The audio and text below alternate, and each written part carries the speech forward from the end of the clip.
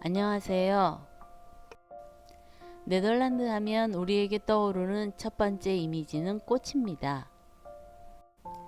네덜란드가 전 세계 꽃 시장의 중심으로 꽃무역 절반이 네덜란드에서 이루어지고 77%의 구근이 네덜란드에서 팔린다고 합니다. 그런데 최근 코로나 사태로 네덜란드 꽃 시장도 타격을 많이 받았다고 합니다. 네덜란드는 꽃의 나라이지만 한편 풍차의 나라라고도 부릅니다. 풍차, 바람을 이용해서 날개를 돌리는 풍차가 네덜란드에 왜 필요했을까요? 이번 영상에서는 네덜란드에서는 왜 옛날부터 그렇게 많은 풍차를 세웠는지 그 이유와 작은 나라 네덜란드가 지금의 형태가 되기까지의 역경과 도전의 역사를 살펴보겠습니다. 네덜란드는 국토의 3분의 1이 해수면보다 낮은 나라입니다. 네덜란드라는 국명 자체가 낮은을 뜻하는 네덜과 땅을 뜻하는 랜드의 합성어입니다. 네덜란드는 국토의 40%가 해수면보다 낮고 또 절반 이상이 해발 5m가 되지 않습니다.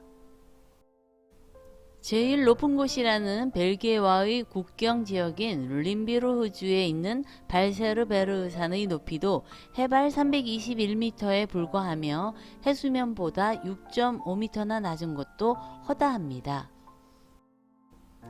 암스테르담이나 로테르담처럼 많은 도시의 이름이 담으로 끝나는 것도 강에 댐이나 제방을 쌓고 그 위에 거주지를 만들어 도시를 조성했기 때문에 붙여진 지명으로 암스테르담은 암스텔강, 로테르담은 로테강, 에담은 에강에 댐을 쌓아 만든 도시입니다. 인구 밀도는 높고 땅이 좁은 네덜란드는 북해 쪽으로 땅을 넓히기 위해 지난 800년간 사투를 벌여왔습니다. 이들이 배수용 광괴수로를 처음 건설하기 시작한 것은 1200년대이며 네덜란드의 대표적인 상징물인 풍차는 14세기에 처음 등장했습니다. 네덜란드인들은 수세기 동안 해일과 폭풍과 싸워가면서 농사지을 땅을 넓히기 위해 풍차를 이용해 바닷물을 빼내 농토를 만드는 일을 반복해 왔습니다.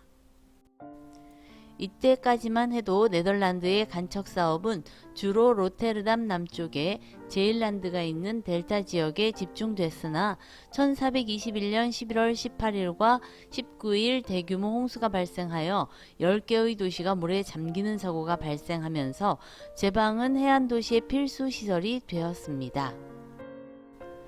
이렇듯 긴 역사를 가진 네덜란드 간척 사업의 대표적인 모델로 델타 사업과 자위더르해 간척 사업을 들 수 있습니다.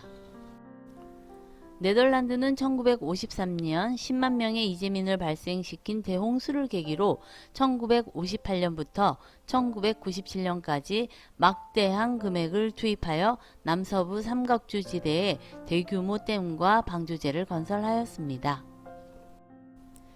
13개의 댐과 해일 방벽 등을 건설한 델타 사업은 해일 방지와 담수 확보를 목표로 하였는데 댐 건설 후 예상하지 않았던 환경 문제가 발생합니다. 댐 건설 후 40여 년간 물의 흐름이 막히면서 갯벌이 파괴되어 갑각류와 어패류가 사라지고 남조류의 번성으로 나빠지는 수질 문제와 악취 등으로 오랫동안 골머리를 앓게 됩니다. 이 문제의 해결을 위해서 네덜란드는 터널 공사라는 해결책을 세웠습니다. 2개의 터널을 건설하여 해수를 유통시킨 결과 수질이 크게 개선되고 해양 생태계도 빠르게 회복되었다고 합니다.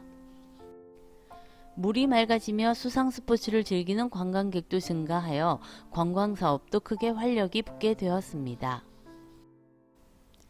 자위더르해 간척 사업은 총 길이 35만 킬로미터, 방조제 길이 32.5km로 새만금 방조제가 등장하기 전까지 세계 최장의 방조제 건설 사업이었습니다.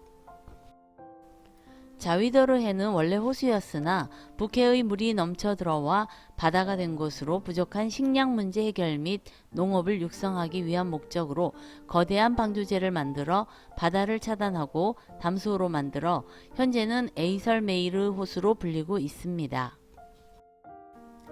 자위도르의 간척 사업은 4개의 공구별 간척지가 존재하는데 각각의 간척지는 당시의 시대적 흐름을 대변하고 있습니다. 첫 번째 개발된 비어링어호 간척지는 농경지, 목초지로 개발되었고 두 번째 북동 간척지는 도로 등 구조 개선 사업과 이주 정착 사업에 치중하였습니다.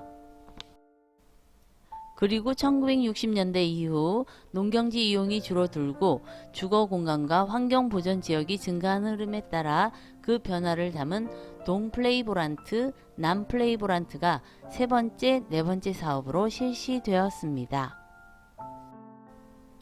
네덜란드의 간척 사업은 간척 사업의 성과와 문제점을 모두 볼 수 있는 좋은 모델입니다.